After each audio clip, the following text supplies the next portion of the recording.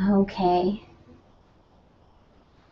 So I am not sure, does everybody have audio right now? Can everybody hear me?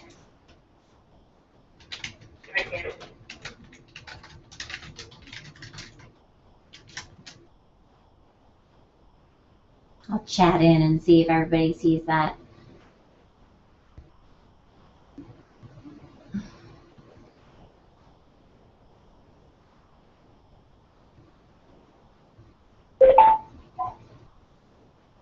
Hello. Hello. Hi, this is Monica.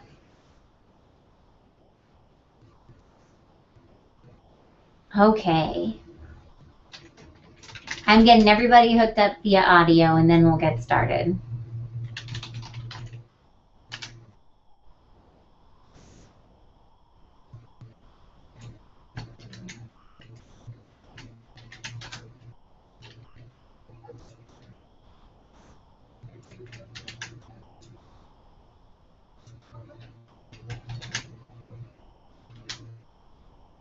Hello, is this Jessica?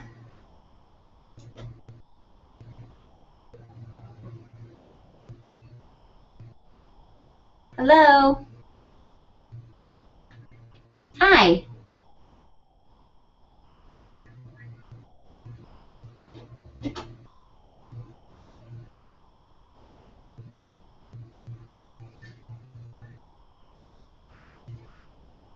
Oh, no problem. Yeah, and usually it works best if all the listeners mute their phones. You guys can chat in questions or take your phones off of mute when you want to ask a question, but the feedback gets really weird if everybody has me like on speakerphone or something. So, I don't know, if you're on a cell phone, then you can mute it just by clicking the mute button. If I Let me see if there's a way that you can do it. How are you in? Oh, there you go. If you're using like the audio via internet, then you would click on the little phone icon and then click on mute them. I think that would probably do it. Awesome. Okay. So without further ado, I say we get started because I like to start on time and end on time. That's my goal today. Okay, so did everybody have a chance to download the workbook? Because we are going to do activities in that workbook, and if you have it, life will be better for you.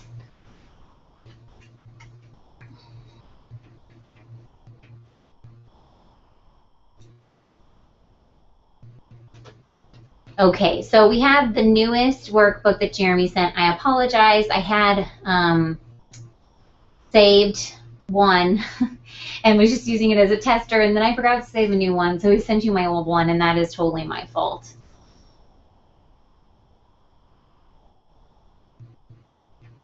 So I just want to make sure that everybody gets that.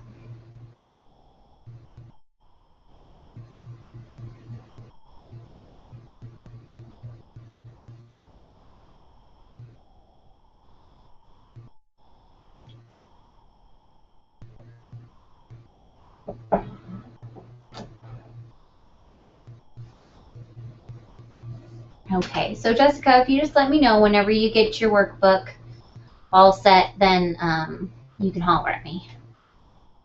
Just don't want to leave you behind.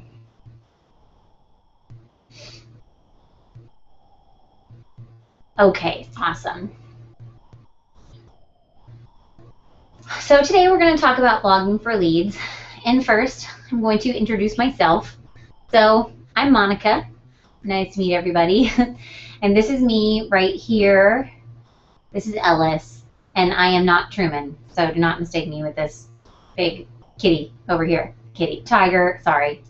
There are multiple ways to get in touch with me online, and they are outlined here on this slide. So we have our blog, we have Facebook, Twitter, YouTube, all kinds of different things that you can use to connect with me, Create, and me. Today we are going to first talk about our buyer personas. So it's a little out of order, unfortunately. I'm not sure why. So first we're going to talk about buyer personas. That's going to be our warm-up activity. And then after that, we're going to talk about how we're going to take people from just meeting them online to marrying us by making them into customers, right? So the marriage is making them into a customer. The meeting them is where that blogging comes in. We're going to talk about what you need to blog, how it works, and then we're going to spend most of our time actually in this 10-week success recipe. And hold on just a second, because for some reason my PowerPoint is not in order. I'm sorry. That's really weird. And I've already given this twice today, and it's been in order both times, so I don't know what's going on here, but that's okay, because it will only take a second for me to reorder it. I shall be dragging and dropping.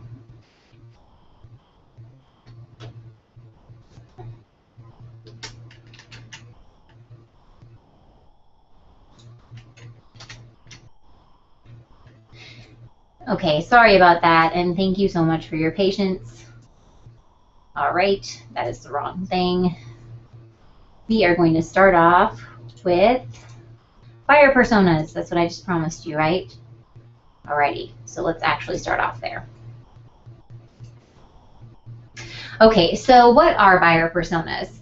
And why are we doing them right now to start off this activity? Well, the first thing that I want us to do is get our heads wrapped around who we're speaking to, because that is one of the most important aspects of doing blogging, is making sure that you're blogging about topics that people care about, right? So buyer personas are fictional representations of your ideal customers.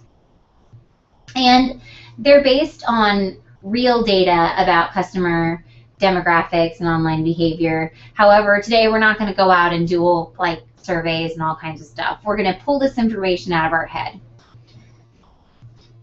So on the old workbook, you're just going to kind of work through this on your own. If you have the new workbook, then you'll actually have lines for each one of these steps.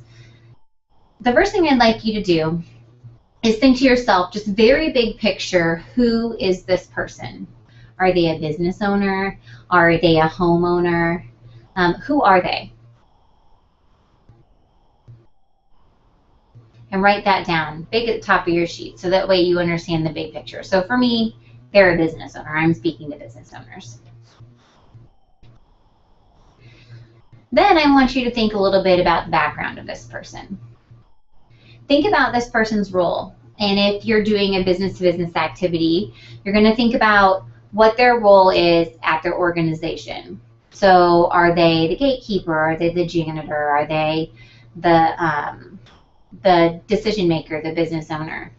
Or maybe you're talking to individuals. So are they a mom? Are they a runner? Are they having a major life change? What is going on there? Like, what about their role? If you're working with companies, then think about that company again. Is it a mature company or a young company? And then if there are education requirements or hobbies, you can also write those down. Next, we're going to think a little bit about the demographics. Are we talking to men or women? And how old are they? Because that does matter in some cases. If your demographic is too old, then you're probably going to have a difficult time reaching them through blogging activities. Household income. So if you are doing a business-to-consumer activity, household income is probably important, because even though one member of the household may not earn enough money to buy your product, if both household earners together earn enough money to afford your product, then that would be an important one. And then also, like, where are they located? You only maybe work with people in Missouri, or maybe you work with people all around the world.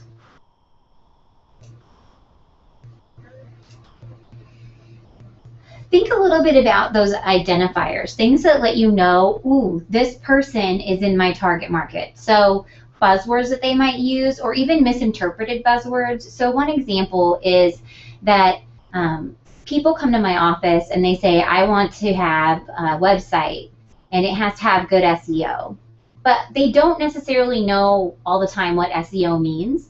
They just know that somebody told them that that's what they need. So one of the things that I might work to alleviate through my blogging activities is educating my potential buyers about what SEO means and all the components that go into it, and what our belief set is on promoting your business online, because it might not necessarily be the same as other people's. SEO can mean a lot of things. And then, are there mannerisms that set them apart from other people?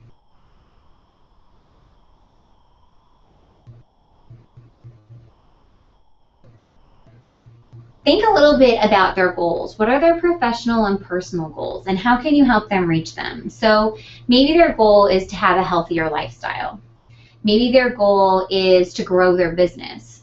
Those are really important that we understand them. Now, maybe it's a little bit deeper. Maybe their goal is to be able to play in the backyard with their children, or maybe their goal is to be able to hire a salesperson or to retire by 45. So there's lots of different things that goals could be. Understanding what their personal and professional goals are will help us tailor our blog posts so that way they can really connect with the information.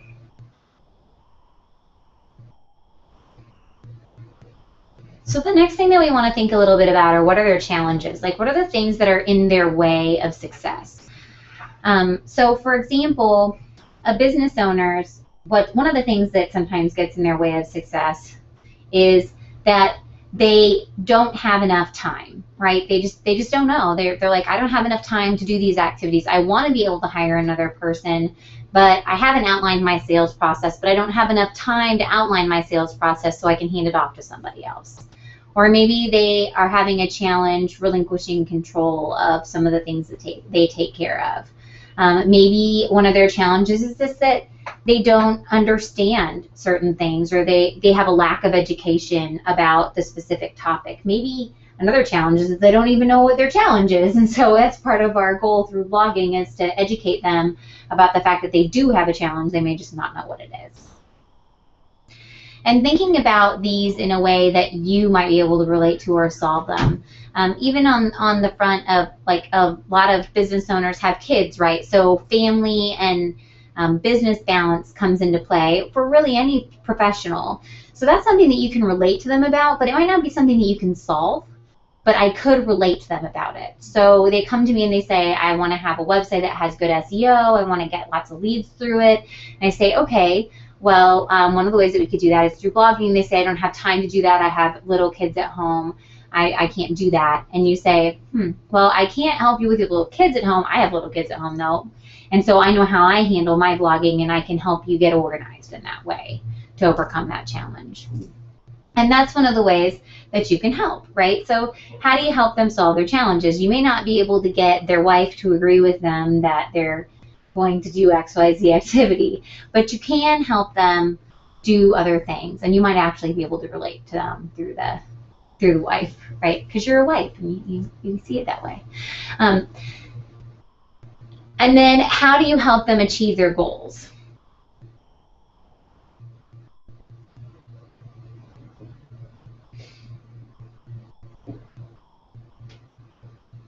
Thinking of things that you hear them say all the time can help you put yourself in their shoes. So for example, my clients say that their clients are their #1 priority. They always have the people that they provide service to at the forefront of their minds. They are very selfless in that way, and they will work very hard to make sure that the product that they give is awesome. And so those people, I know that they say that, and they're very proud of what they do. And if they're not very proud of what they do, then they might not be a very good fit for me. And so I can use that in the language of my blog posts to let them know, like, you are proud of what you do, and you should be. And I hear you say that, and those are words that, even though I don't know you, you probably feel that way if you're in my target market. And then another really good area to explore are their common objections. So what are the things that you hear all the time about why they can't do what you're asking them to do? So for example, if it's the time factor, right? I'm a business owner, I have little kids, I don't have time to do my blogging, but I really want to grow my business to the point where I can hire an assistant. Then we have to look at that and say, all right, well, that objection is actually a challenge, and it's directly in competition with your goal. So we need to figure out a way to help you remove that, right? So that can be part of the thing that I address through writing articles like how to write a blog post in 10 minutes or less. Or if you're working with health and wellness, here's a sample meal plan for you right here. Make it easy. And every meal is with things you already have in your pantry, and it's super simple, and nothing takes more than 10 minutes to cook. I don't know what only takes 10 minutes to cook, but something, right? And then ask yourself, what do they need to make a purchasing decision? So some people might need to know price. Some people might need to know all of the different aspects of your service, the details, and it could be different for each person. They may even need to have buy-in from their boss or from their significant other to make a purchasing decision. So that could be something that you could help them overcome as well.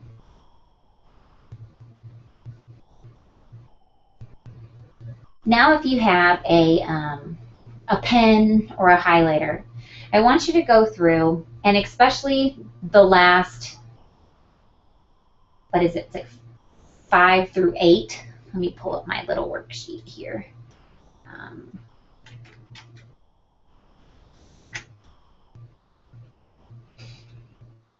So on items 5 through 8 of your buyer persona, I want you to highlight the things that you think, I probably need to talk about this. These are the things that I probably should be addressing in my blog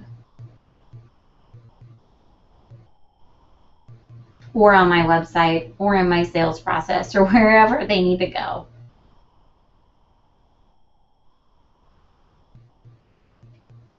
And you have to highlight at least 2 because you're going to need them in a second.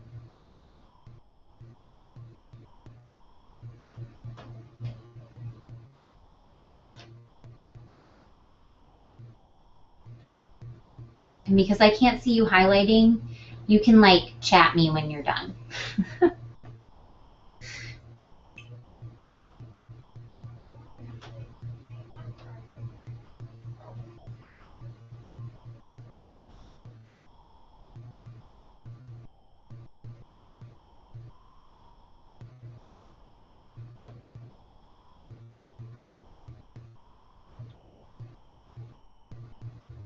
Awesome. Okay, so now moving in to the next part. How does blogging generate leads? Right, so how does it generate leads? Right now, we're feeling a paradigm shift, right, in sales. So if you're a salesperson, and if you've ever tried to sell anything before, you'll know that people are doing a lot of research before they even get to you. So people are contacting sales 57% later in the buying process than they did before. And I love to use the example of going to buy a car. So the first time that I went to go buy a car, there wasn't really anything for me to search on the internet. I could go out and buy a Kelley Blue Book guide, and I could go buy a Consumer Reports guide. But I was 16 years old, and so I probably wasn't going to do that. And so my dad took me down to the dealership, and he sat me down with Joe, his car dealer, and Joe told me 3 cars I could pick from. And I was like, all right, well, there's no way I'm driving 2 of those, so I guess I'm buying the 3rd one, right? And that was my buying process. Joe held the power. Joe knew that he was going to have to help me pick a car because there wasn't really a whole lot of ways for me to pick it myself, sort of going down to the dealership and working with a salesperson. So now, though, 57% of that sales process has already taken place before they even contact you. So that is kind of a scary thing, right? Because before I go in and buy a car, I can go out and I can look at all the different makes and models that are available. I know what the fuel economy is of each one of them. I know how big the back seat is because I need to know how many car seats I can fit back there. And I also know what the resale value is and what my car should trade in for. So I know what I'm negotiating about. And then when they say, I think you should buy this car, I say, no, I don't think so, because that one has horrible resale value and I know that I can't fit my car seat in it no matter what you tell me. So it's a different situation, right?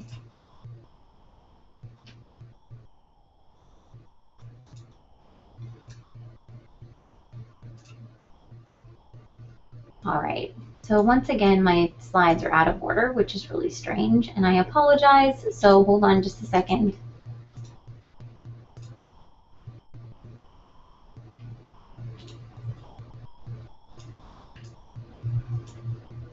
It must be because it's open in the other room, I bet.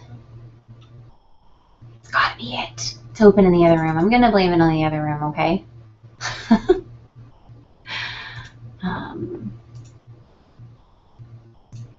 Just a moment. I'm sorry.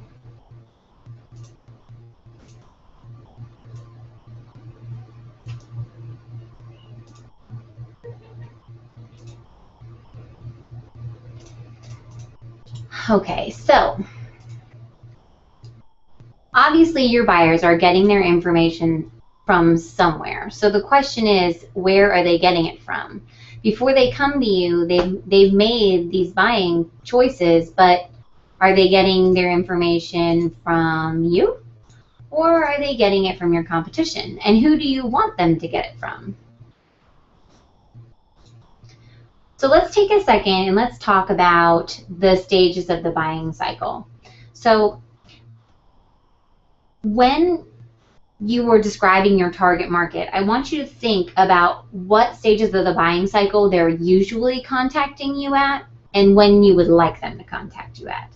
So the first step in the buying cycle is awareness. So I'm going to say, I might need a new car because I don't know if I can fit 2 car seats in the back seat of my car. I don't know though, maybe. And honestly, I don't even know if this is going to be a problem or not. I might not even know that I won't be able to fit 2 car seats in the back of my car, right? So the first thing that has to happen is I have to be aware of the fact that there's a problem.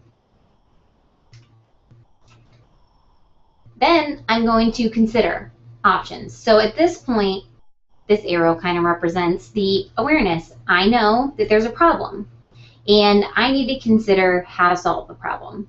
So I know I need to get a new car because 2 car seats do not fit in the back seat of my car. Which makes and models of cars will fit 2 car seats in the back of them, allow me to take a stroller, and fit 2 dogs in them? Then I have to ask, what budget do I have? At that point, I've probably narrowed down the field, right? And I have a few options to pick from. Maybe I have 3 or 4 makes and models that I think would be acceptable cars for me to drive that would fit my needs. And that's when I'm probably going to go out to a website and look for cars in the area that actually meet my criteria, and then drive to that dealership, to the lot, and test drive those cars. And after that, I would talk to a salesperson, or during that phase, I would talk to a salesperson, and then I would purchase the car. So, I'm sorry, can you hear me better now, Kate? Let me know, and I can always adjust my mouthpiece.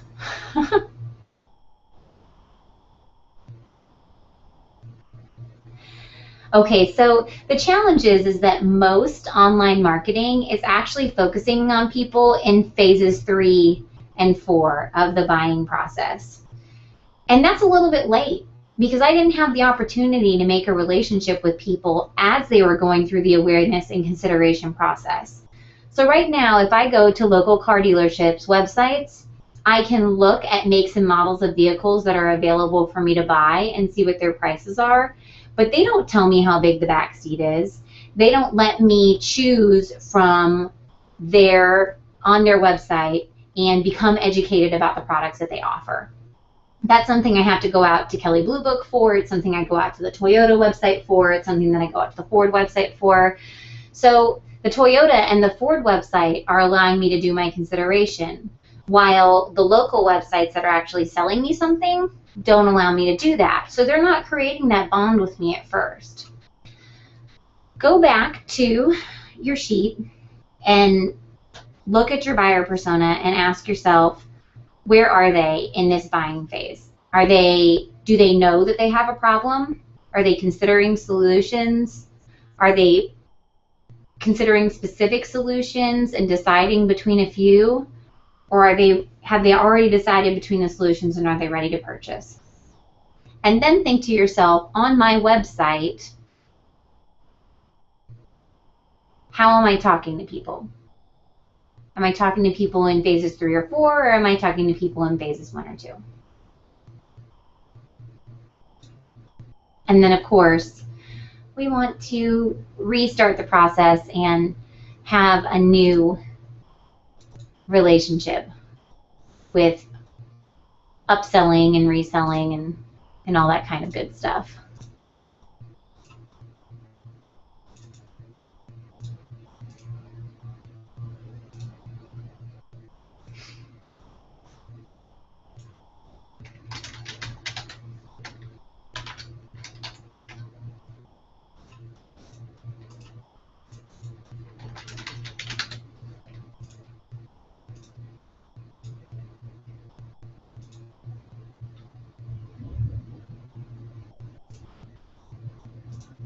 Okay, so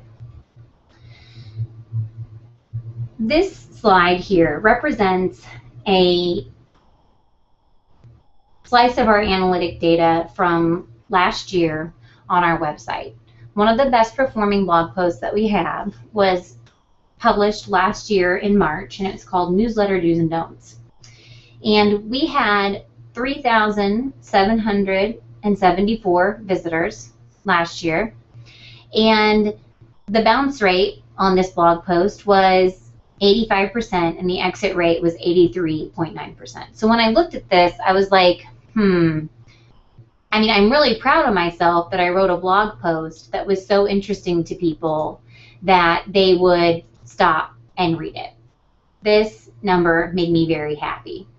Then when I got over here, I was like, man, I just had 3,774 opportunities to create business, and 85% of those people just left my website on the exact same page that they came in on. That's disappointing to me, right? Then I realized that most of the people on this page leave it. So that's not what I want. That's not what I wanted. I was like, wait a second, how do I get these people to engage with me? So we changed the way that we approached it. This is this year's numbers. This year we've had 6,105 people so far visit this blog post, and our bounce rate is only 12%. So that means that they came in on that page and left on that page, and it was 85% of the people came in and left on that page, and now only 12% of the people come in and leave on that page. That is awesome. Also note that the exit rate went down. Not quite in half, but it went down by quite a bit. So that means people are not leaving from this page nearly as often. This is what I want, right? So how did I do that? And what happened to those people? So I changed the structure of the page. I changed the way that I spoke to them on this website, but I didn't change the blog post at all. The blog post is still the same blog post. And my system tells me that 24 of these individuals were actually converted into contacts. So yes, it took me 6,000 people to get there, but this blog post converted 24 of them to contacts in my database, which is awesome, right? So how does that work, right?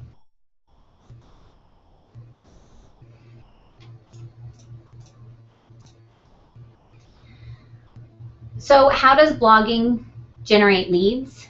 The answer is it doesn't. It actually generates traffic. As you can see from the first situation, Last year, I was blogging, I provided lots of great information, and I got more traffic to my site, which is awesome because traffic is the first thing that I need to generate a lead because I can't sell something to somebody I can't talk to. But it's my responsibility to actually turn that traffic into a lead. Now, think about your website like a network. If you only have 5 people in your network or 5 pages in your website, then you only have 5 opportunities to actually sell something to somebody. So the likelihood of you meeting somebody that you are actually going to sell something to isn't so great because there's only 5 people to sell it to. Now, let's say, on the other hand, that you have 500 pages on your website. So you know you have 500 ways to enter your site, and you have 500 different people that you know in your network. You're much more likely to make a sale out of 500 than you are out of 5. And that's how you're generating more traffic back into your site, and that's how you have more opportunities to create leads, is by building that network with both the search engine and by providing different information for people that are searching for your services. Or maybe not searching for your services, but searching for answers to their problems that your service provides.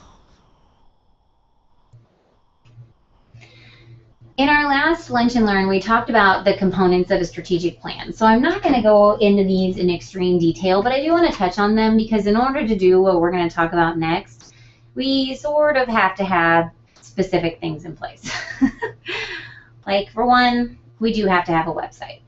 A website's pretty essential in your blogging process. You need to have a blog on your website, and you can use other people's blogs to drive traffic back to your website as well. Email marketing is going to be part of the puzzle that we're putting together today. Offerings, and we'll talk about what those offerings are. Social media is also a part of the puzzle. You're going to need some type of software that will allow you to integrate things together so you're not going completely mad and doing it all by hand. Well, you'll do it all by hand, but you'll be able to plan things and schedule, which makes life a lot easier. And then some people add advertisements in to kind of boost. So all these things together is what I think of as our online dating tools. Because before, on websites, we were just like, hey, let's get married, fill out my contact form. But we realized that that's probably not the best way to go about it, because we need to be able to nurture people in the first 2 phases of the buying cycle to bring them down to the point where they are ready to marry us and become our customers. So we're going to date them online using these tools. In essence, this is our traffic generating toolbox to drive people back to the website so that we can have that traffic to convert into leads. So we'll be attracting those strangers to our website using our blogging. And when they become visitors, our goal is to convert them using an offering into a lead. And then we're going to nurture that lead to close them into customers. And then hopefully we're going to do such an awesome job using our processes and our amazing social skills and our amazing business skills as well to delight them and turn them into promoters, which will then in turn go out and help us sell our product. And once again, just another way to illustrate this, our audience and closed business, we have a website that lives in between these 2 components. And we're going to pair our website with the activities that we're going to talk about today to drive the traffic back to our website and turn it into closed business. So how are we going to do that? Let's look at our 10-week success recipe. The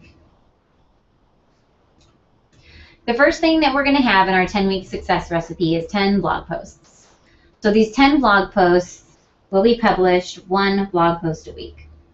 That doesn't mean that you are going to write 1 blog post a week. It means that they will publish 1 blog post a week. I always like to do things ahead of time. Okay, the next thing that we're going to have is 20 social media posts.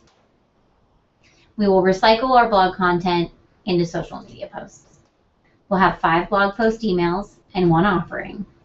And then we're going to support our offering with a landing page, the call to action, an offering email, and a thank you page. And a lot of this information here is going to feel pretty repetitive, but that's okay. The first thing that we need to ask ourselves is, what does our persona need or want to know? And those are the things that you guys highlighted on your target market worksheet. So the things that my buyer persona wants to know is, how do I actually get leads for my website? How do I use the internet to market my business? And why would I blog? I mean, what's in it for me anyway? You know, everybody says I'm going to start blogging and they just think it's like this magical thing, but what is it? Why would I do it? These are all things that I can answer in blog posts. 10 of them. When people read your blog post, what you want them to feel like is, finally someone is answering my questions. They have been looking for this answer forever, and now you gave it to them. This is awesome. This is what they've been looking for. So go ahead and turn to, in your workbooks,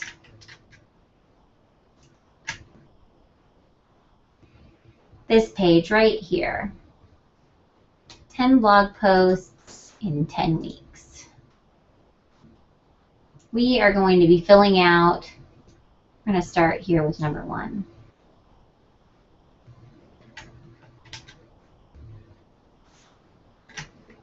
Oops, daisy.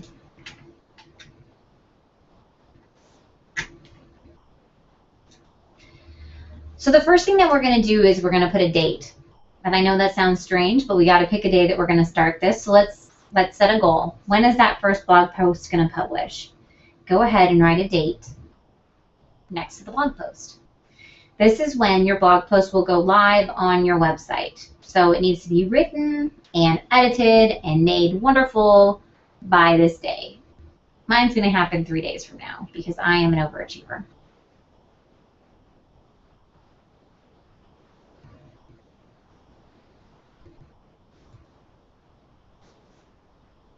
The next thing I want you to do is actually skip the title line and move to description. So looking back at that buyer persona page and those questions and challenges and how you help them, what are you going to write this blog post about? And write a description of what the blog post is going to be. So for me, I'm going to explain how sales decisions are made 57% later in the buying process, and how people are getting their information from somewhere online. And I'm going to ask them, do they want it to be from them or their competition? And I might include like a pros and cons of why it would be positive or negative to have them get that information from their competition or not.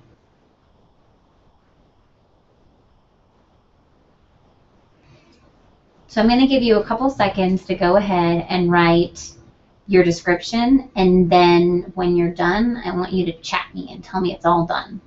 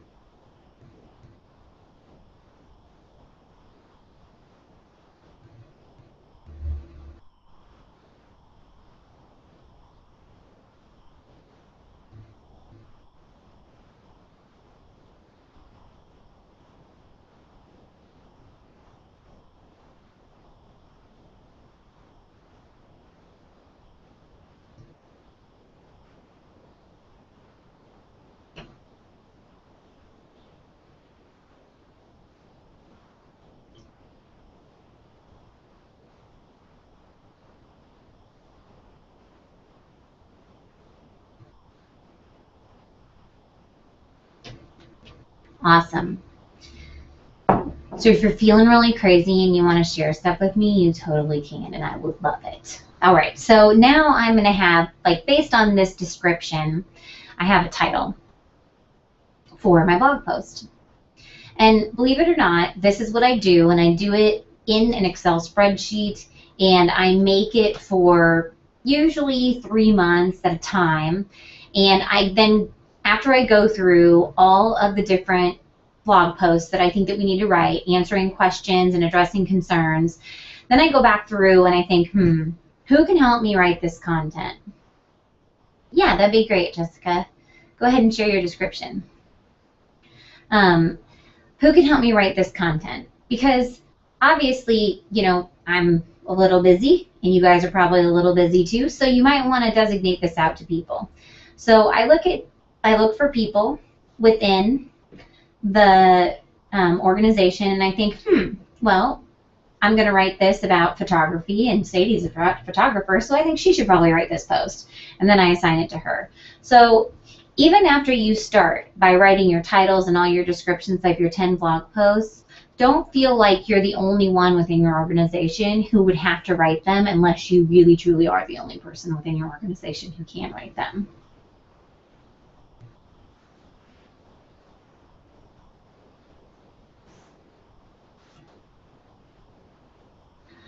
All right, so we're going to do those 10 blog posts, right?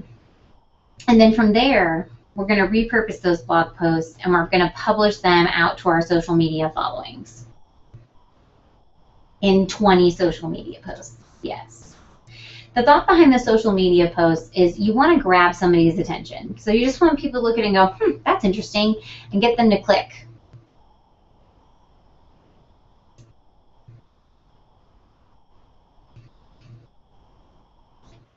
I like to think about the types of posts that I make in social media in the rule of thirds. So 33% of my social media posts will be industry-related posts from an outside source. 33% will be brand promoting posts, and 33% will be personal or professional interactions. The posts that we're talking about right now, the writing of them will be part of these posts. So you'll have them all planned out. You'll be all ready to go.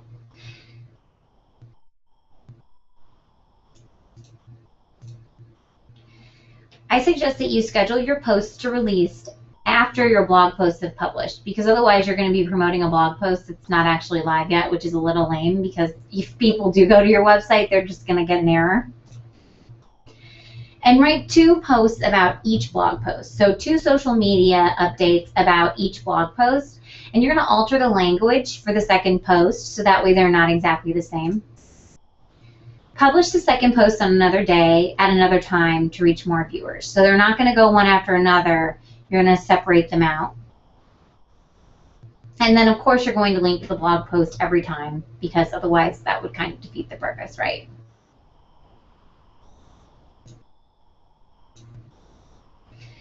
Distribute your same blog posts, or not your same blog post, well, yes, your same blog post, but your same social media posts across all your mediums. So regardless of what platforms you're using, you don't have to write a different one for LinkedIn or only share a post on LinkedIn. You would share that same post on LinkedIn, Facebook, and Twitter if you're on all 3. A serving suggestion for you as you are planning your social media posts, is if you're publishing on Twitter, write this post first. Twitter condenses the number of characters that you can use, and it makes it, this is usually the hardest post for me to write. So I like to start with this one because it keeps me concise and to the point. And then, even though I can write more for Facebook, LinkedIn, and Google+, the studies show that the shorter your social media posts are, usually the more successful they are. Starting with Twitter allows me to elaborate a little bit for each one of the others, but keep it very concise, and so I like to do the most difficult part first. Let's go ahead and plan some social media posts. So the very first thing that we're going to do is you're going to choose what networks you're going to post your posts on. And if you have other networks up there, then obviously you're going to post them out there. We post everything on Facebook, LinkedIn, and Twitter. Then I need to choose what day it is. And since my blog post was going to be on May 10th, then I want this social media post to post on May 10th.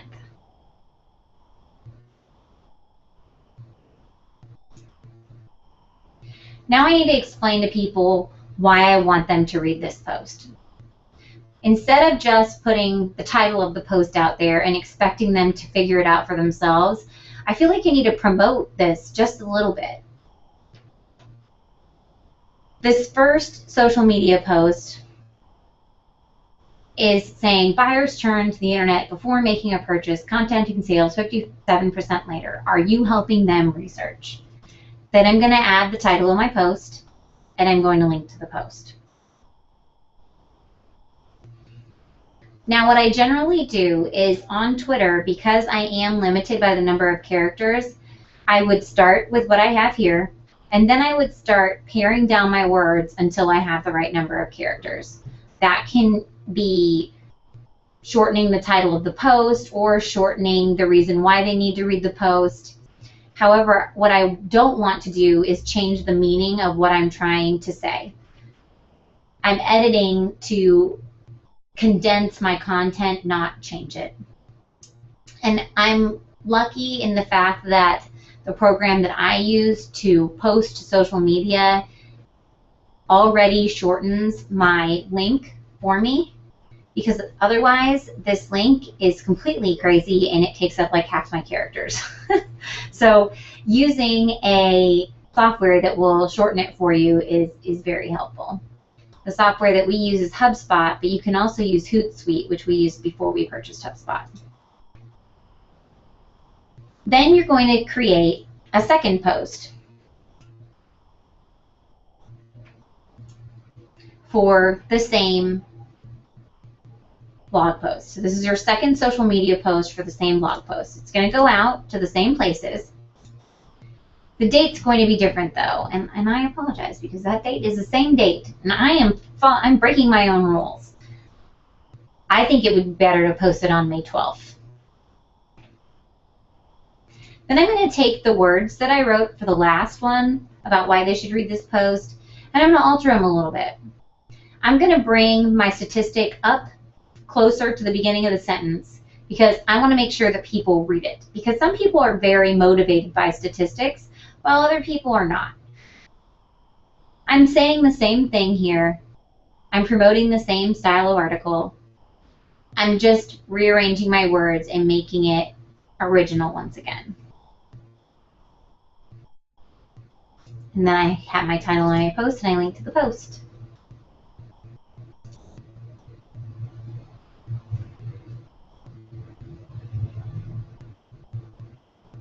I'm going to give you a second to work on your 2 social media posts. You can let me know when you are done.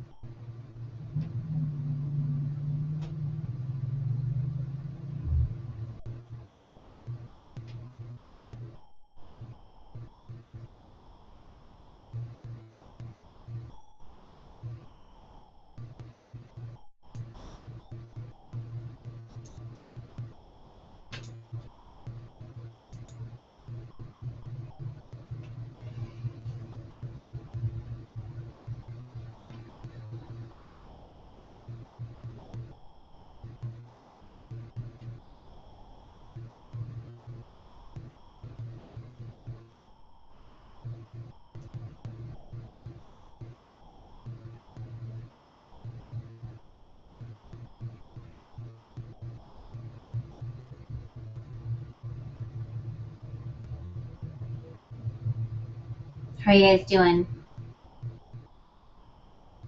You have your blog or your social media posts written? Good to go?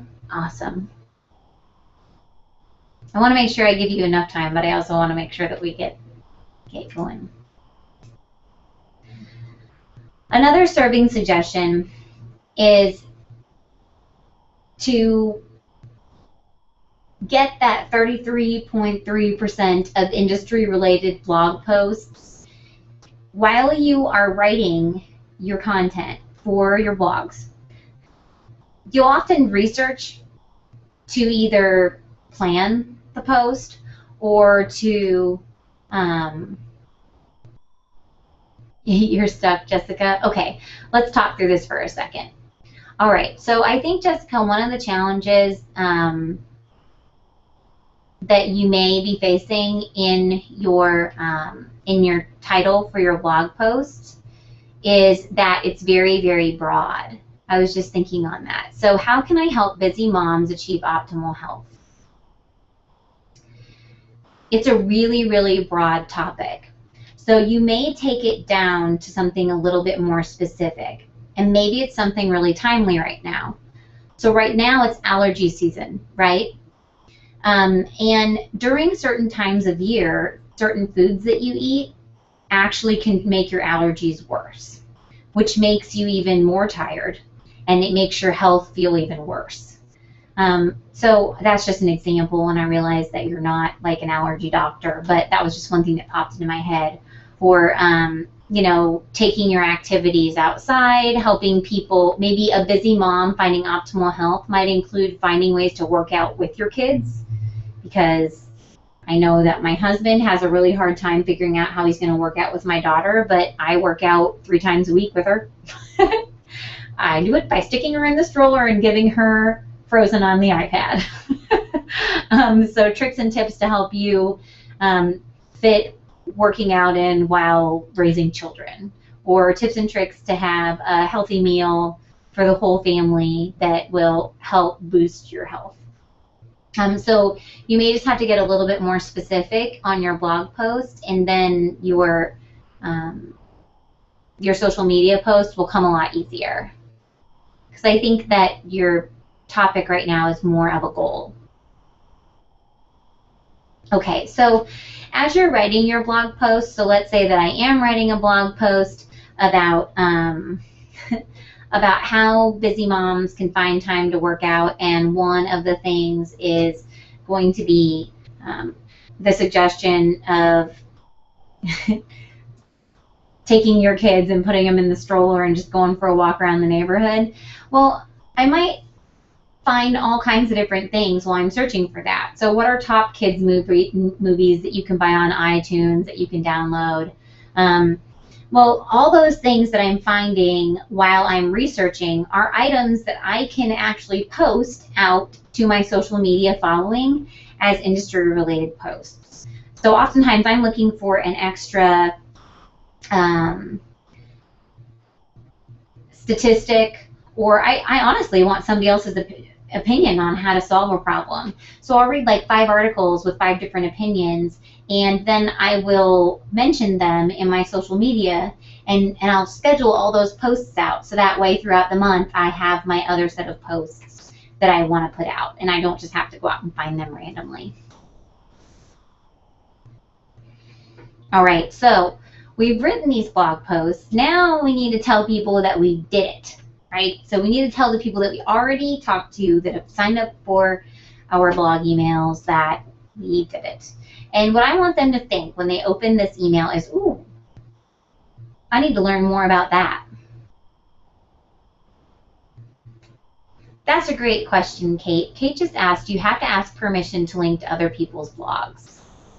And ultimately, no, you don't. Now, what you don't want to do is copy somebody's blog post and post it in your own blog as your own. That's plagiarism, and it's not cool.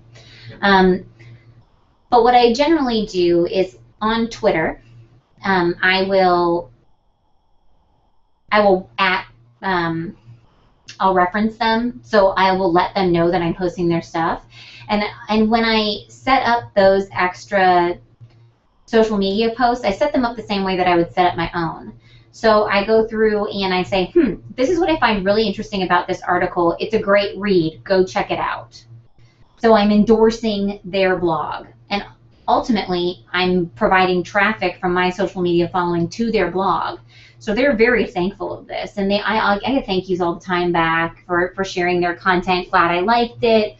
I get followers on my Twitter, you know, saying, I'm going to follow you now. And then on Facebook it's a little bit more difficult, I find, because you can't reference businesses nearly as easily. It seems like it's a little bit more convoluted. But you can definitely reference people's work and reference the things that they say. I feel like it gives them credibility and it gives you credibility to let people know that you're not just making it all up.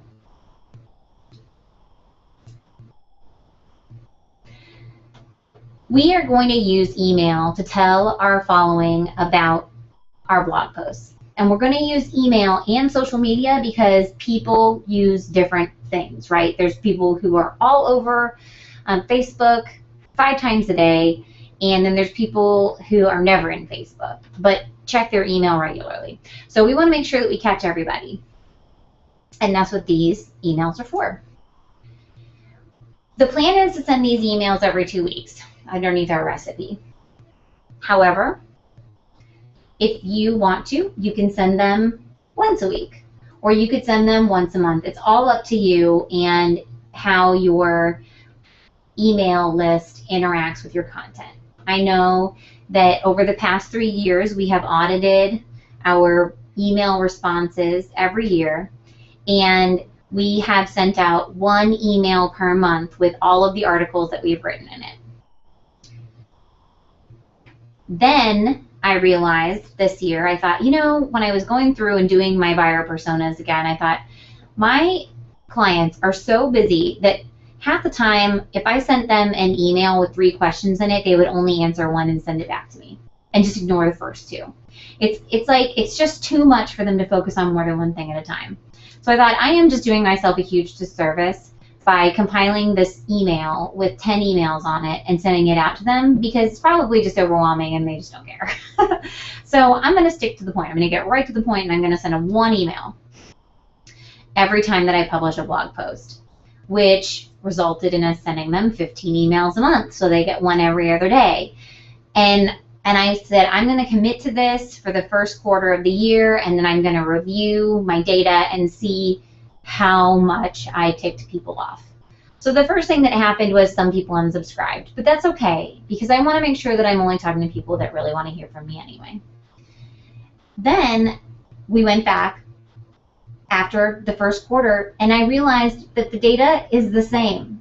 I have the same amount of opens, I have the same amount of click-throughs from the sampling of my first 4 months of the year this year as I did from the whole year last year. So I look at it and I say, you know what? For my people, it doesn't really matter one way or the other. However, I still feel like, out of courtesy to them, I'm going to send them 1 at a time. And now we're actually sending out an email asking for their opinion of how they want to receive the emails, because we tried it one way, we tried it another way. Apparently it's no different, but I want to have the best response possible, right? Note here, this description area is usually the first or second paragraph of your blog post. So it's not like you have to rehash everything and retype. No, you can use information that's already in your blog. So let's practice writing up a blurb. I'm going to call it a blurb. Very technical term called blurb about your blog post that you just planned. So the first thing that I want you to do is, within this photo box, I want you to write down an idea of what picture would go well with this blog post that you're going to write.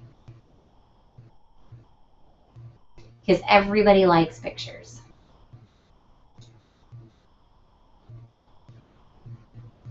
These are my cuties.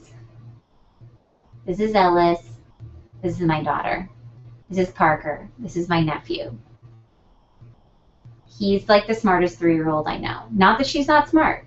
She's a very creative little creature. This dude can like work any appliance or technical device ever. I'm just amazed. I think he's going to be smarter than me by the time he's like 7. I'm a little afraid. I like to add a caption underneath the picture. Now, if you're just using a stock photo, you might not need to have a caption. But since I'm using real kids, real buyers, because they're shopping online now, I would like to add a caption. And it doesn't have to be anything extremely intense. Just buyers look online before contacting. just in case they don't read anything else. They're doing this. Note that this picture right here will link out to my blog post. So if they clicked it, it would take them out to my blog post. Another thing that would link out to my blog post is the title. This is the exact same title from my blog post. I don't have to change it here. I'm also going to have the date and the author. It is nice, especially if you have multiple authors blogging, to give them credit for their work on your emails. And then I'll write up the description. And the description comes from one of the first 2 paragraphs of your blog post. And then I have my read more link. The thought is that I want to have quite a few places linking out to my blog. So they can click on the title, they can click on the picture, there may be some words in the description that they can click on, and they can also click on read more. I don't think you can have too many clicks, or too many places to click.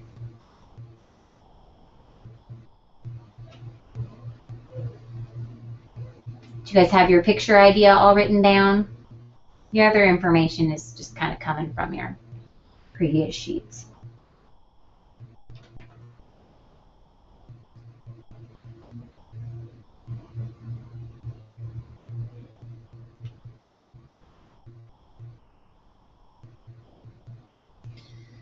Best days for email opens are generally Tuesday and Wednesday between 8, 9, 10, and 11 a.m. So that's when people open up the emails. And the best days for people to click through the email are Thursday, Friday, and Tuesday. So reading those statements, what we understand is that we probably should not be sending our emails on Monday. But any other time during the day, or any other time during the week, in the morning, is a fine time. We actually have really good luck also on Saturdays sending emails. Now, Mondays are terrible, and we actually did send some emails and do some blog posts on Mondays to test it, and they were by far our worst days for opens, by far. Like, nobody opened them, and it made me very sad, and it made me want to send them again. So don't send them on Mondays. It didn't work for us. Hey, you know what, though? It might work for you. That's why we should test. All right, so now we need to have an offering.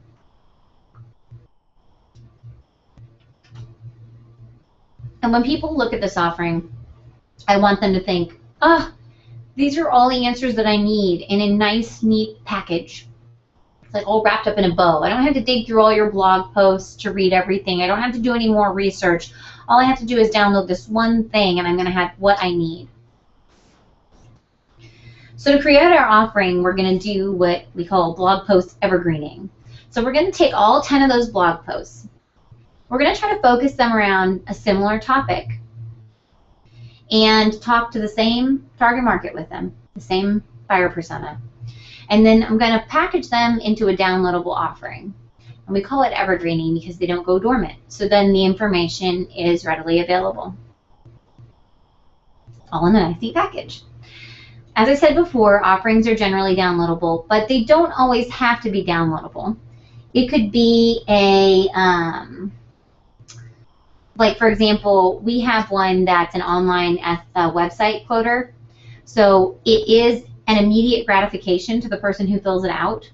It is online, but you don't actually download anything. You just get to fill it out and figure out how much your website might cost. If you're making a downloadable offering, you can often make them in Microsoft Word or PowerPoint. They don't have to have a specific graphic editing program so long as they can be saved as a PDF, and you do want them to be pretty. And they all have some pretty essential components to them. Before I start talking about the components of the offering, do you guys have any questions about offerings in general? Or want other ideas for offerings?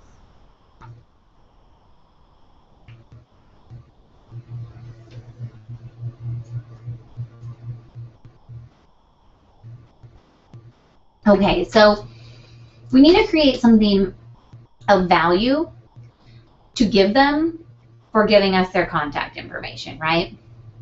So more ideas. All right, so I'm trying to think of something that's specific to you, Jessica.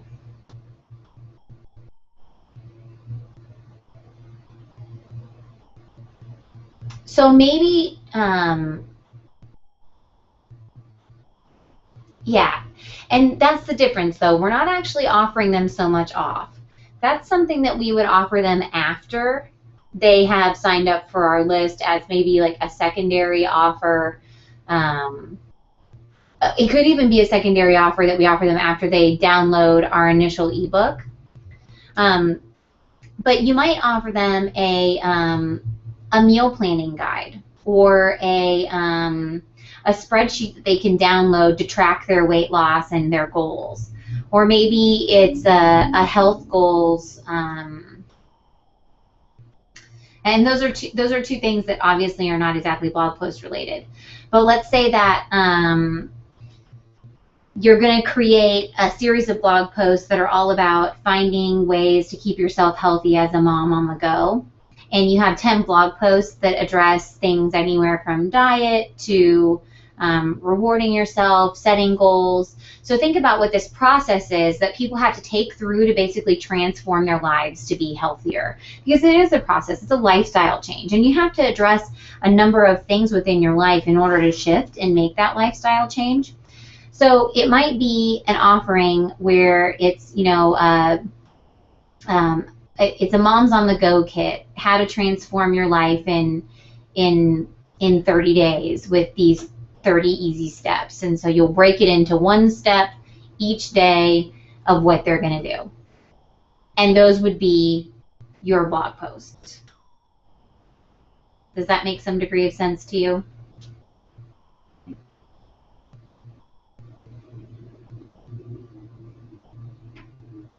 Cool. Alrighty, so the one thing that we do have to have is we have to have a cover on our offering, because we're going to use this cover in a few different places to make the object that we're offering seem more tangible. Even in our online website quote form, I created like this little illustration of the process that you go through so people could see that they're not just filling out their information and then going to be contacted by a sales representative later, because that is my biggest stinking pet peeve. If you're going to give me an online quote, I actually want a quote online. I didn't want to talk to anybody. It just bothers me. But I need to create something that makes the offering seem more tangible to the person. And this is what that cover page does for me. It's like the cover of my book. The next thing that I'm going to have in my book is a table of contents, because it is a book. And each one of these items is going to link out to the topic.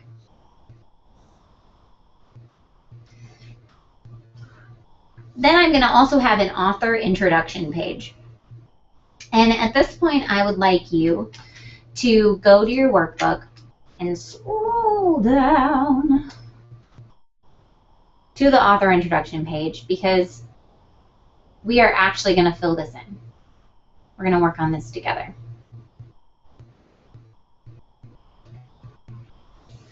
So the title of your author introduction page, depending upon how your business, how formal or how informal your business is, might be something like Meet the Author, or it could be a letter from the editor, or CEO letter. Go ahead and put a title in.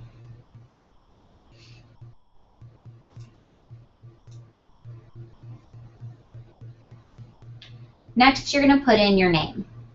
And hopefully you know what your name is, so you can write that down.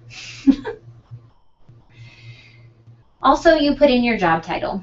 And I know that so many of us wear so many hats that if you wrote down all of the things that consist of your job title, it might make you sound just like completely crazy, right? Like, whoo.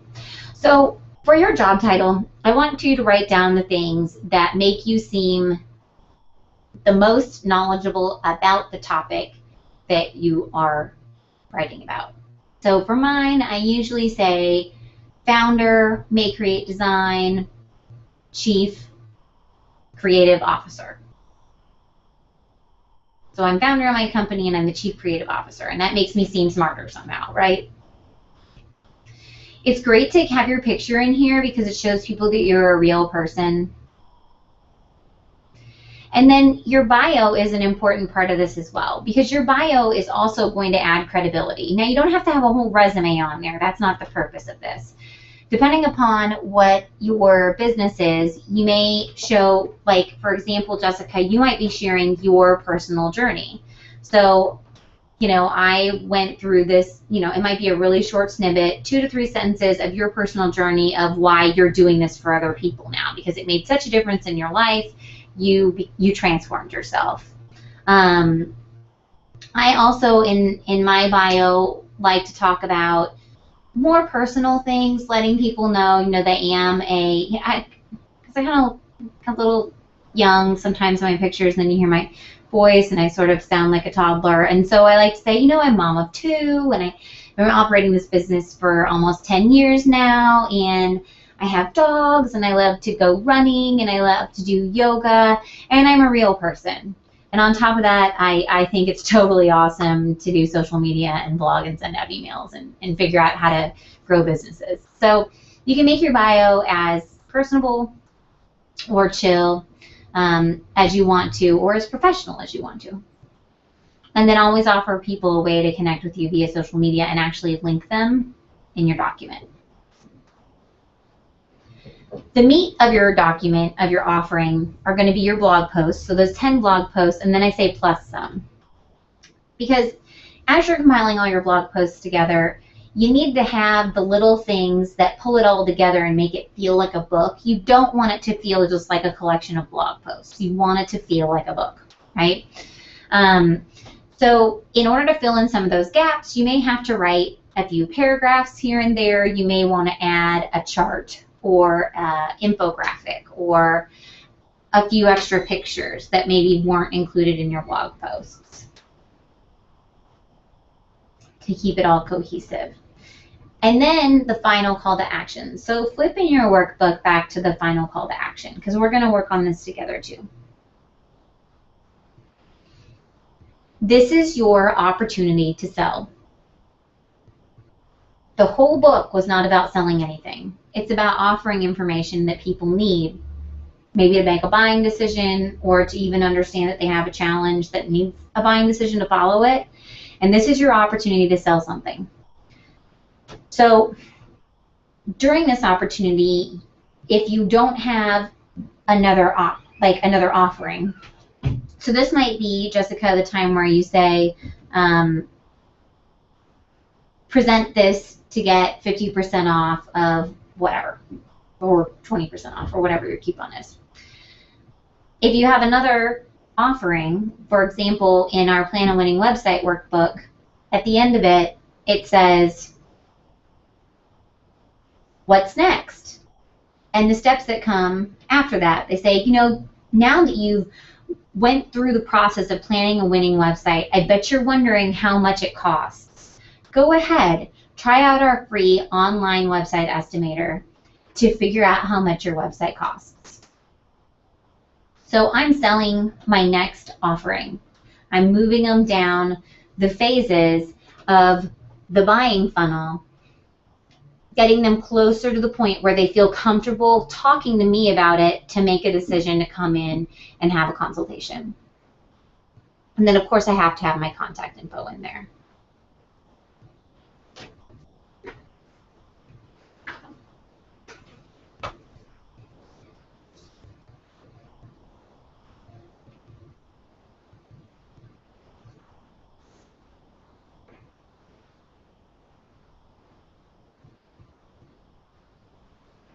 So for this offering, now I have to create its support things. Once again, support things is a very technical term that I just made up just now. So how about we call them supporting materials, right? So there's supporting materials that are going to help me promote this offering. And the first one is the offering landing page. The offering landing page is going to help people weigh whether the offering is worth it or not. So this is where I'm selling my offering to the person who landed on the page. My offering sales pitch. So I need to make this offer irresistible. I need to have a clear value proposition. I need to explain to people that this is absolutely worth giving me your email address for. I don't even know why you would think twice about giving me your email address, because it's so valuable. Like, I am going to solve so many problems for you with this offering that you should totally give me your contact information. I'm going to be specific about what I'm offering. I'm going to say things like how many pages are in my ebook. I will say, like, if it's an online quoter, I'm going to say how many steps are in it. If it's a workshop or a webinar, I'm going to say how long it is and what they'll come out of the workshop being able to accomplish. If it includes lunch or not. I'm going to use action language. Now, I can't actually identify all of the parts of the sentence, but I do know a verb when I see one. And we want to start a lot of this information with verbs. We like verbs because they're actionable. Like, get going, let's accomplish this. We will not have main navigation on this page. So this is going to be part of your website, but it's not going to have links to all the other pages across the top. It's going to be clean. It won't have those links. The only thing that I want this person to be able to do is click on the button to convert. Or maybe I'll give them another option, another second offer. So they're either going to click to convert, or I might give them a second offer, like another way out to keep them feeling calm, right? If it's a really low in the funnel offer. I will have a download form because they do not get my offering without paying me for it. And by paying, I mean sharing their contact information with me. And I will share a second offer if I need to in order to either move them further up or down the funnel. Now let's practice. Everybody turn to your landing page sheet in your workbook, and we are going to fill this stuff out. First, we are going to write our offering title up at the top. So my offering title is Free Ebook, Introduction to Business Blogging. And really the offering title is Introduction to Business Blogging, but I like to let them know that it's an ebook.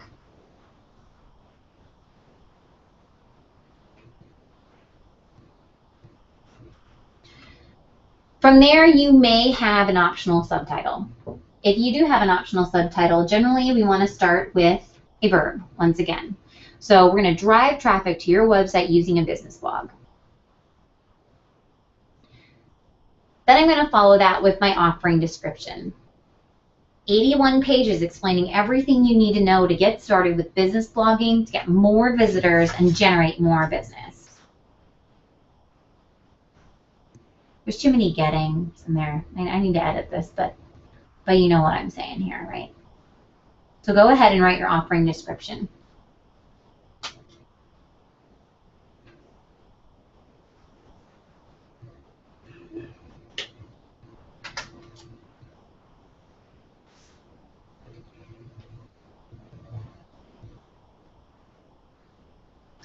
Now, after you write your offering description, usually there's another subtitle, and it's really simple. It's like, this ebook includes. And we're going to give them 3 to 5 bullet points about what the offering contains. My offering contains the mystery behind how blogging generates web traffic, 8 innovative ways to promote your blog, 4 metrics for improving and measuring success, and 10 tips for blog post optimization. Now, I could have not shared these numbers. I could have just said it has tips for blog post optimization, metrics for improving and measuring success, and innovative ways to promote your blog. It's still important then, but when I give it those numbers, it becomes more specific and it adds weight and it adds importance to the information. And to get those numbers, all I did was open up my ebook and count the number of bullet points that I had underneath each one of those sections. So it wasn't hard to get it, but not sharing the actual specifics makes it seem not as important.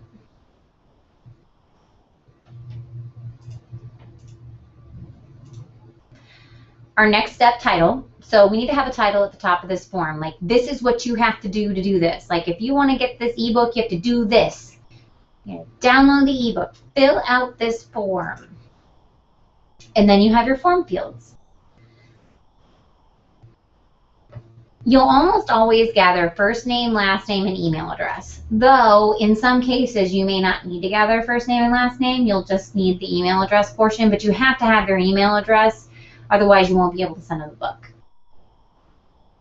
Now, the next two fields are going to be different on your site than they will be on mine. And these are what I call qualifying fields. So I want to know, do you have a blog? If you have a blog, it's going to be a lot easier for me to help you generate leads with it because you're already driving traffic to your website. I'm talking about generating leads right now, right?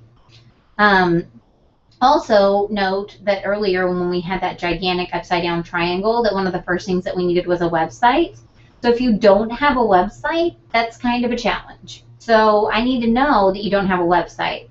In that case, I would probably not send you any follow-up offerings about blogging. I would probably send you follow-up offerings about planning a website because that's really the first step. It's not that I can't work with you, it's that I need to work with you in a different way. So, for example, Jessica, you may ask them, have you tried dieting before? Or do you exercise regularly? Try to figure out the things that make people really good leads for you. You're helping people out with their lives, obviously, so it's hard, you call them leads. But what is it that makes a person most likely to change and most likely to work with you? And if you can identify those things with a simple question, then do so. Now for you guys, Kate, you might ask how many years they've been in business, where are they located. Things like that might give you a better insight into whether or not they're qualified to work with you. Then the next thing that I like to put on there is subscribe to my blog, because I'm offering them the opportunity to continue to connect with me. I probably get one blog subscriber a month, maybe, by their own free will. Most of my blog subscribers come from people who are downloading offerings from my website. They just check a box and they subscribe to the blog. So about 50% of the people who download things from my website also subscribe to my blog. What I don't want you to do is assume that because somebody downloaded something from your website, they want to get an email from you every other day, because they don't. It doesn't give you permission to put them on your email list and just bombard them. It does give you permission to, if you have something else that you think would be truly of interest to them, to email them every so often. I feel like that gives me permission to do that. However, I feel like I need to have their consent before I start emailing them every other day with my blog posts. I'd rather have you be a committed subscriber to my list than somebody who I tricked into it by offering you this awesome ebook that you can't live without. Then I have my button. The button is great. Make it start with a verb. Let them know where they're going. What are they doing next? Let's get started blogging.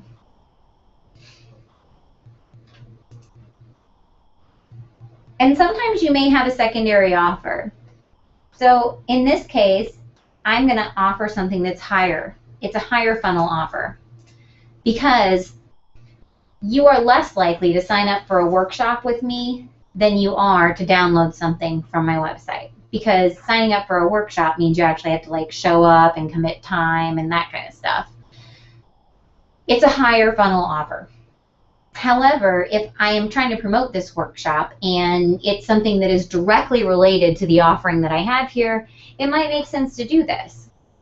Now, if it were a different offering and it were like, we have a designer hiring guide offering. So to me, the designer hiring guide means you've already decided that you are going to work with a designer to build your website. You're not going to build it yourself. You're not just thinking about building a website. You're actually going to go out and interview people to build a website. So my secondary offering on that might be Plan a Winning Website. Because maybe you're not actually ready to go out and interview designers yet and you get cold feet. I don't want you to abandon the shopping cart altogether. I want to sell you another product. And my other product is going to be the Plan a Winning Website ebook. Note that you're only going to ask people for between 5 and 7 pieces of information over here on your form because you don't want to ask them for too much. You just want to ask them for enough. Just ask them for what you need.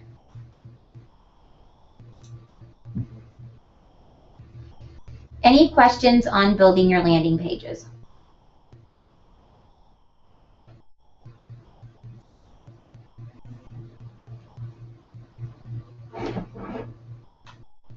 Cool. All right, so offering calls to actions.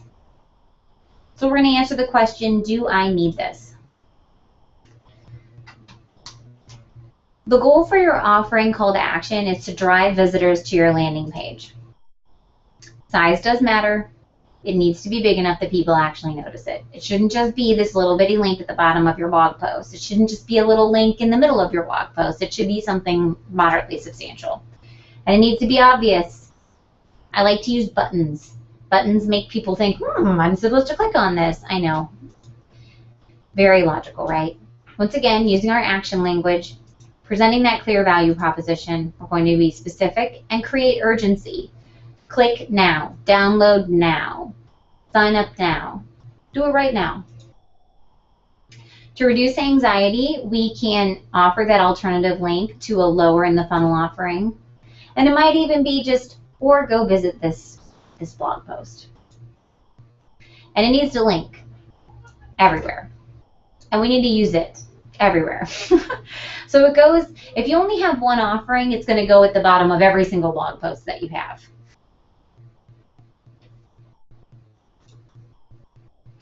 Let's practice making our offerings.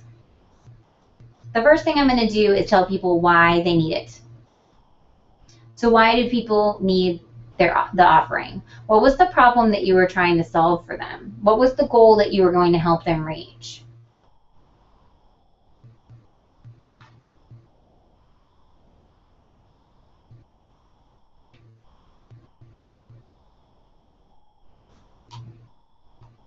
I'm pausing because I hope that you're writing furiously right now.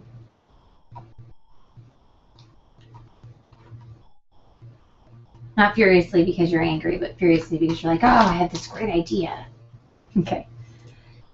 And then I'm going to tell them what they get. So this is actually just that first paragraph from my offering landing page, shorter. So it's just an 81-page ebook that contains everything you need to know about getting started with business blogging.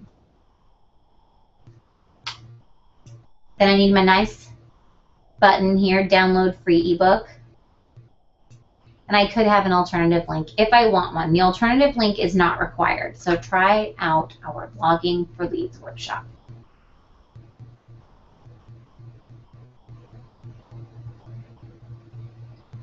Do you guys have questions about the calls to action, where they go or how to write them, or want any ideas for them?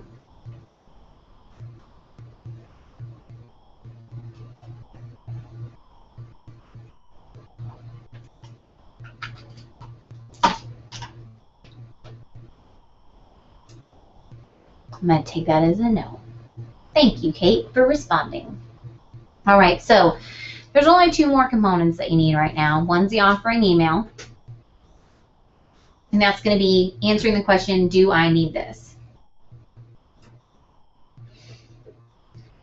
So I know that this is going to sound crazy, and I'm going to use Walmart as an example for this, but your offering email, when you go to the Walmart website, if you're shopping for a product, you can view a quick overview of the product, right? So you get like this little pop-up window, and it tells you just a few details about the product with the picture.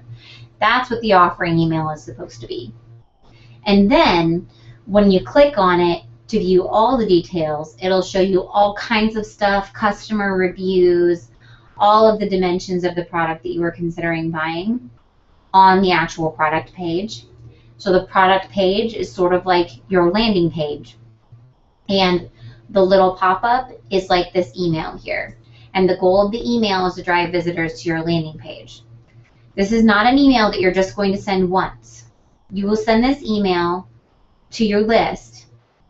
You will also send it to new people as they join the list. So the content will be similar to the landing page, but abbreviated. And always address the people by name. And if you need to, segment your list into specific sections to let them know why this offering is of value to them. So let's say that this person has downloaded something else from me. I mention that in the body of my email when I'm emailing this to them. So I relate to them personally. It doesn't mean that you have to write every email individually, but it does mean that if you segment your list into groups of people that have commonalities between them, that you will be more successful in getting your email opened and the landing page visited. So you will deliver it to your current list first, and then as new subscribers join your list, you would send this offering email to them. And if they join the list because of this offering email, and you have another offer that you can send them, then you might send them that offer. All right, so the last thing that we're going to have is our condiments, salt and pepper for our offering. Thank you, Paige. This is sort of like, yay, my present actually arrived. This is their gratification, right? So let's go ahead and look at this email and see what it looks like. Our thank you email starts with the salutation. We're going to use their name because we got their name. Dear Tammy, thanks for downloading our Intro to Business Blogging ebook. I hope it will be a great resource as you start using your blog to generate website traffic. You can download the ebook now or anytime in the future using the link below. So I'm telling her what our next step is. In order to get this thing, you got to click here. This is your download option. And then I add this download link here that goes directly to the PDF.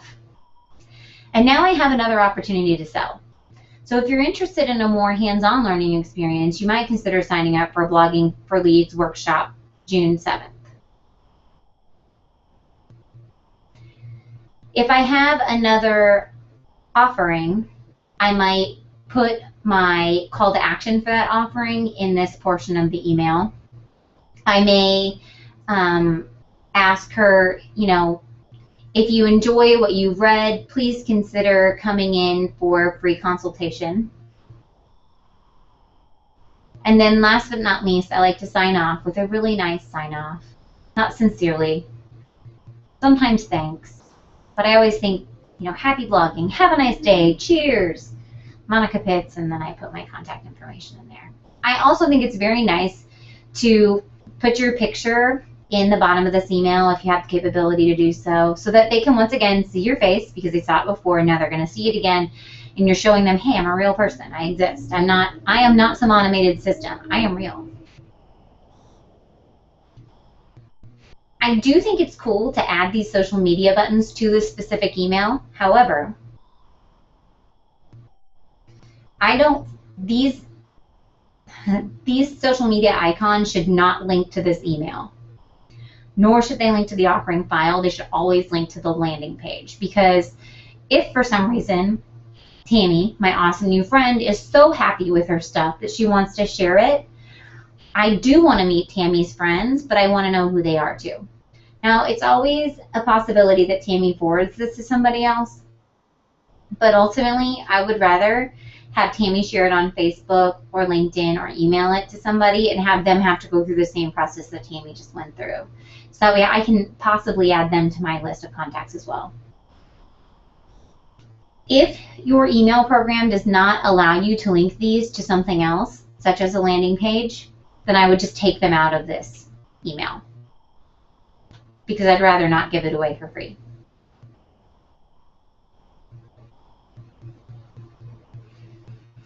Okay, so what we talked about today is how on a lot, well, first we started with our warm-up exercise, which was buyer personas. And then we talked about how so many websites are just running around asking people to marry them instead of dating them first. So we talked about what we need to date people and turn them into clients and how it works, the different steps, and what part of the puzzle blogging is.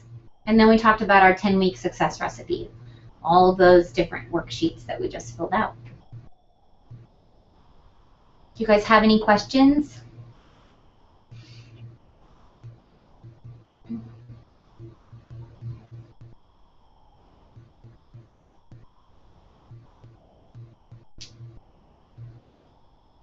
Awesome. Thank you, Kate.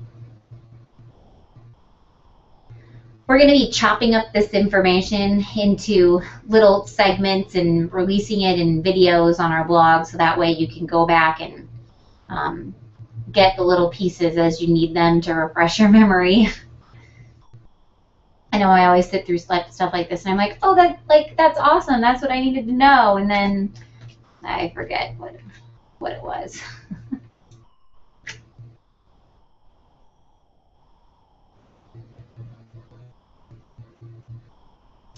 You can go out to mayecreate.com/resources. So, for example, I am going to open up a window and I'll show you how it all kind of comes together. And Kate, if you are interested in hanging out with us for a couple more seconds, you sure can. But if you need to check out, then please feel free to leave. All right, so we can go out to MakeCreate. So our website, here's the first call to action that you'll see. We're like, hey, you want to download this? We can help you out this way. And I like to use like these are some of my direct quotes that came out of my buyer persona planning. So it's kind of fun. So I just need to know how much a website costs, right? People actually say that. So in our resources section, though, we have all of our blogs here. We always have a way for people to subscribe, to follow us. And here are calls to action right here.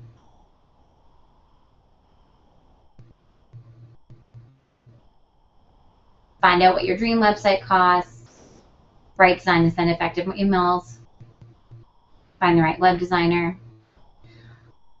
Also, if I click here, be brave with your website's photography, and I scroll down to the bottom, I still have my calls to action on the side, but there's another call to action at the bottom that's a nice big call to action. So I click on this, plan your website for success. It's going to take me out to a landing page, and it shows me the example of the product, my description, the bullet points.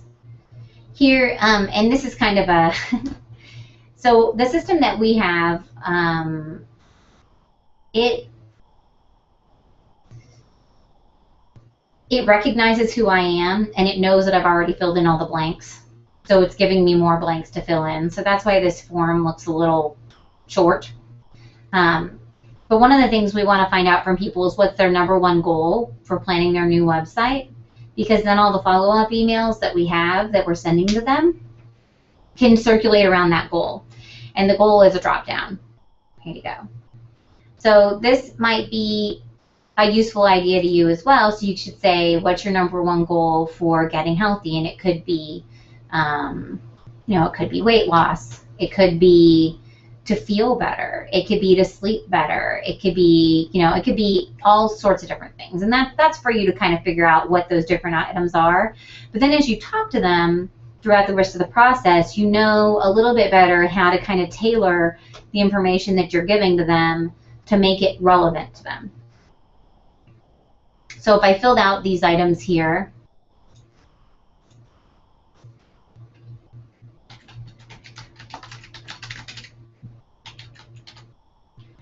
then I can click Start Planning My Website, and ours actually takes you to a download page. So this is a thank you page. I get a thank you email as well, but I give them a page, and I can download my ebook and my workbook. And then down here I'm saying, oh look, here's some other stuff that might interest you. This is my next sales pitch.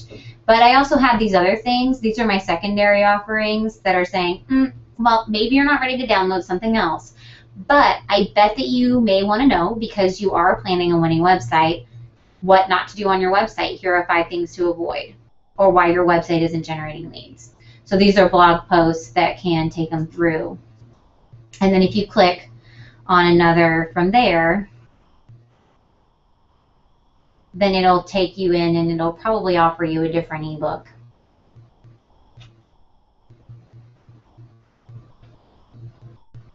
Is that an okay representation, Jessica? Cool.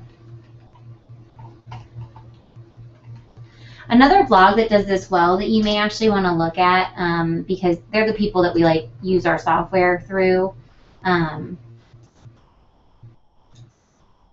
They do a great job of it, and they help me with a lot of stuff. It is HubSpot. You can see it's my second link because I'm in there all the time. If you go out to their blog, it does the same thing. So I can sign up. And then as I scroll down, it's like, oh, you might want to download this thing here. And they get all downloaded and so yeah, you should do this, or you can do this. So I will send you a link to them because there you go. I really like them. They give me all kinds of good ideas. Hey, look, top menu navigation at landing pages. I even clicked on something about landing pages. Well, isn't that just exciting?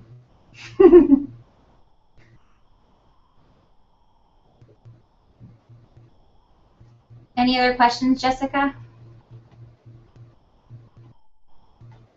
Thank you for your time today, ladies. I appreciate it. And feel free to email me if you have any other questions.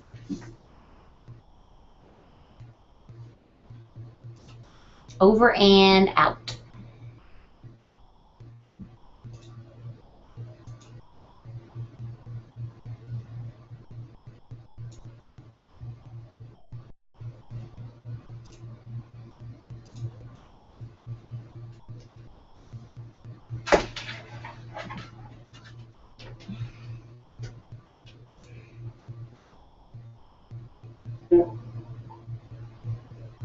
And feel free to email me if you have any other questions.